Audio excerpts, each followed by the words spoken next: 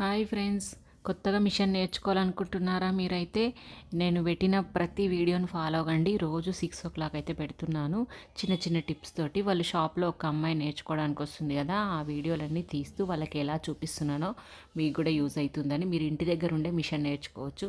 చూసారా నేను దారం ఎలా పెట్టానో.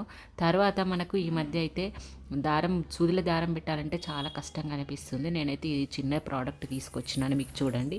ఇదైతే బాగా ఉపయోగపడుతుంది. మనకు కళ్ళు కనబడకుండా హెమ్మింగ్ చేసిన మిషన్లు అయినా సూది ఈజీగా పెట్టొచ్చు. ఇక్కడ ఒకటి కొంచెం ఇలా ఉంది కదా, దీన్ని మనము ఫస్ట్ సూదులకు రైట్ సైడ్ నుంచి పంపించాలి.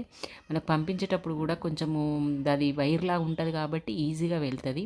మనం వేలుకు ఆధారంగా చేసుకొని కొంచెం స్మూత్గా చూసుకున్న తర్వాత పంపించేస్తే ఈజీగా వచ్చేస్తుంది. అది పంపించేటప్పుడు కూడా టెక్నిక్ అన్నట్టు మనం చూసుకోవాలి. కళ్ళు బాగా స్ట్రెస్ అయిన అవసరం లేకుండా కూడా మన సూది హోల్ ఎక్కడుందో అబ్జర్వ్ చేసుకుంటూ దాంతో పంపించండి.